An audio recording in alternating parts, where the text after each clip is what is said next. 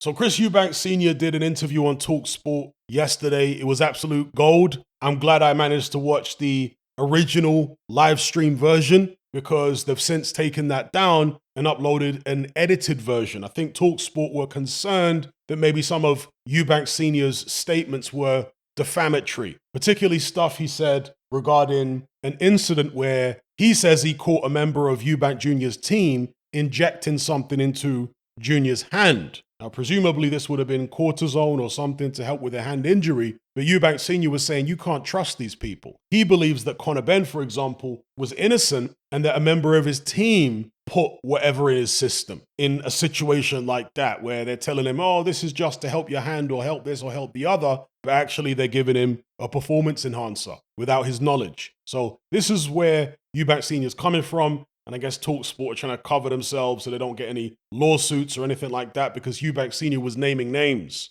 And actually, even on the live broadcast, there was a moment when he started naming names where they cut the broadcast off for a few seconds. Maybe, I don't know what it was, 15, 20 seconds or something when he cut the broadcast off. I'm glad I caught the live broadcast anyway because he did say certain names and say certain things which you won't see or won't hear on the re-uploaded version. Now, I'll come back onto that in a second, but Eubank Sr., very eccentric character as we know. I enjoy the theatricality, the eccentricity. I mean, the stuff he was saying at the end of the interview about the Queen and Cliff Richard and all this kind of absolutely bizarre. It looked like Simon Jordan was trying to hold in the laughter with all his might because like he just wanted to bust out laughing. It was bizarre stuff, but highly entertaining, whether Eubank Sr. intends it to be or not. He spoke a lot about his son and how disappointed he is in the way that his son's career has turned out. He says that his son wrote him a letter, basically saying that he wants to be his own man and doesn't want his father involved in his career anymore. And since that time, his dad hasn't been involved in his career. He's taken a step back and respected his son's wishes. But he says that that decision by his son to distance himself from his dad as far as training and mentoring is the reason that his son's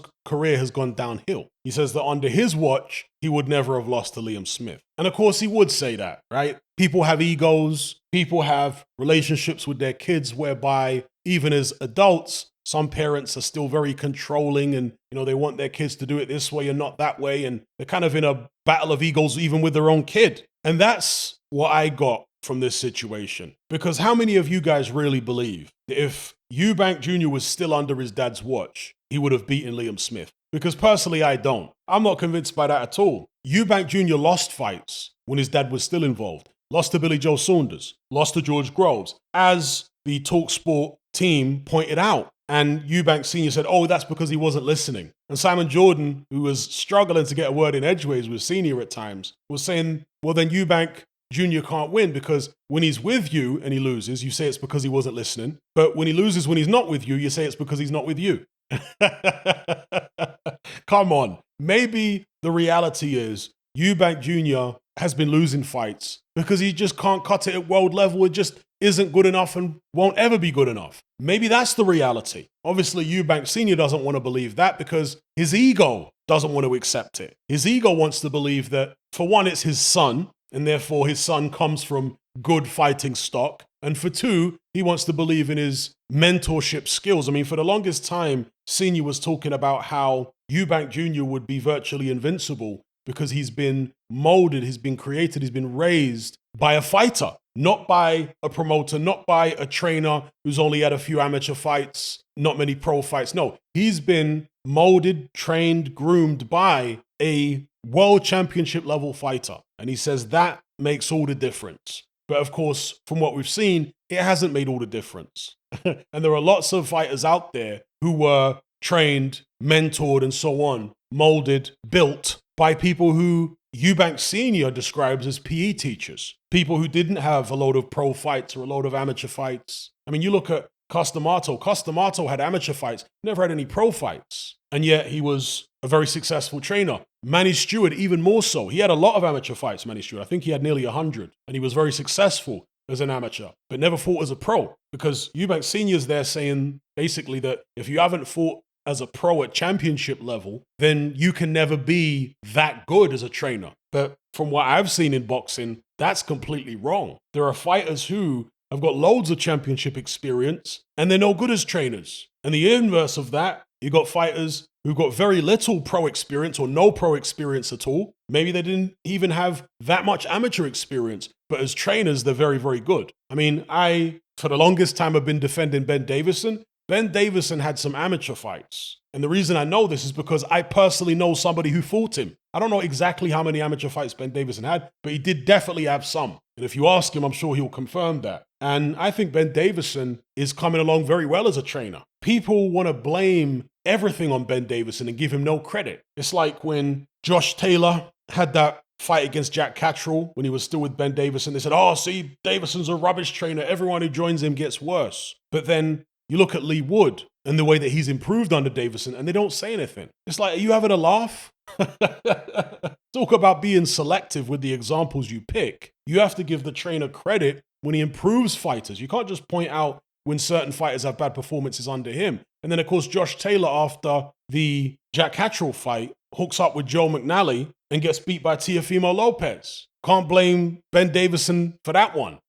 Anyway, this video is not about Ben Davison. It's about Eubank Sr. But I definitely disagree with Eubank Sr.'s claim that you have to be this championship level fighter and that's going to make all the difference when it comes to training somebody. Nah, I don't think so. Just because somebody is good at doing something themselves, it doesn't mean that they're good at teaching that to other people. There are certain things that you might be able to do as a fighter that your student can't do. You might have a certain mentality that your student can never have. So a trainer needs to be flexible. A trainer needs to understand different personality types, understand biomechanics. There are so many things that a trainer needs to understand. Whereas somebody who's been a high-level professional fighter, sometimes they believe in themselves so much, they believe in their style so much, that they think that's the right style for everybody they teach because that's what worked for them. So I'm not saying that all top-level fighters are going to be like this as trainers, but some of them just might not be able to see past their own egos when it comes to training somebody. Anyway,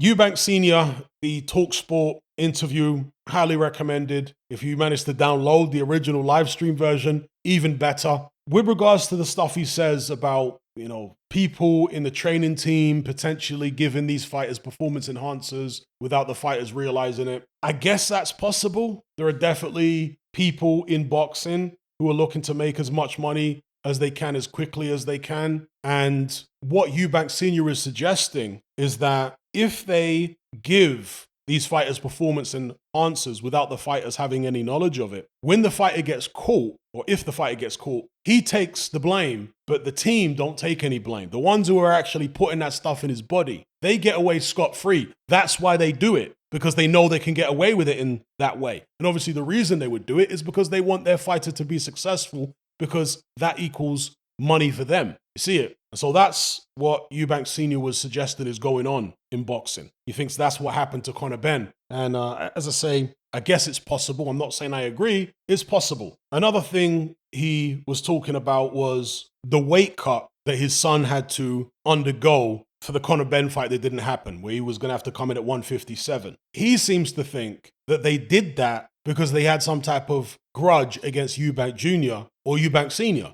So you've basically got both teams saying the same thing, because Conor Benn, after he was caught, says he thinks that the British board have got it in for him, and Eubank Sr. thinks that the promoters have got it in for him and himself. So both sides think that someone's got it in for them, and that's why events transpired the way they did. Now, with regards to the weight cut, he says that he spoke to Conor Benn, and Conor Benn said that the weight cut had nothing to do with him, that he agreed with his team that he would fight Eubank Jr. at any weight originally. But I don't think there's necessarily any foul play going on there. It's just promoters looking out for their fighters. Promoters will always try to get an advantage for their fighters. Just because their fighter wants to come in at whatever weight, he doesn't care how big the other guy is, the team aren't necessarily going to think that way. The team are going to think the way teams think, like managers and promoters. They're going to be thinking about what if it goes wrong, because the fighter is thinking only about victory, whereas the promoter's thinking about, okay, we need to put some contingencies in place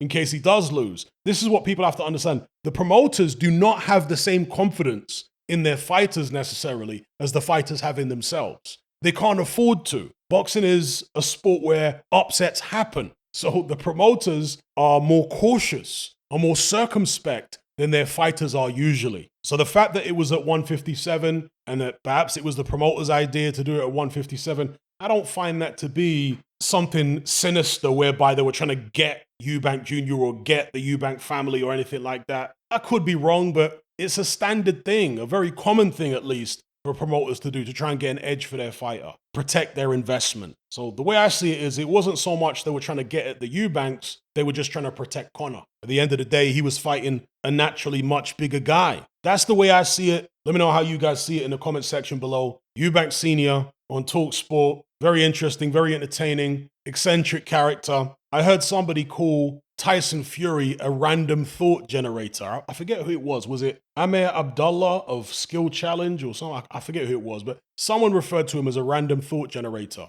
But Chris Eubank Sr. is a random thought generator at times. He gets asked a certain question and he'll go off in a completely different direction and start talking about something which seems totally unconnected. Sometimes it's frustrating, but it's also very entertaining just to see where these random streams of consciousness go. So anyway, let me know what you guys think about it in the comment section. Are you sick and tired of the mainstream mindset? Does the dogmatic conformity and pathological ignorance have you tearing your hair out in frustration? Then don't be alone. Come and join our brotherhood on Patreon. We stand as a beacon of reason against an army of insanity. You'll gain access to my weekly topical podcast where we take more deep dives than Jacques Cousteau on an endless variety of subjects. There's also videos, interviews, live Q&As, as well as a vast back catalogue of previous episodes, including my popular Confessions of a Nightclub Bouncer series. You can listen via the Patreon app or download in high-quality MP3. Connect with myself and hundreds of other members in our Element chat group. There's no contract, no commitment, you can cancel at any time, and it's cheaper than a Mickey D's McMuffin. Just head to my Patreon page via the link below this video and select the tier called the Brotherhood of Reason. I'll see you over there.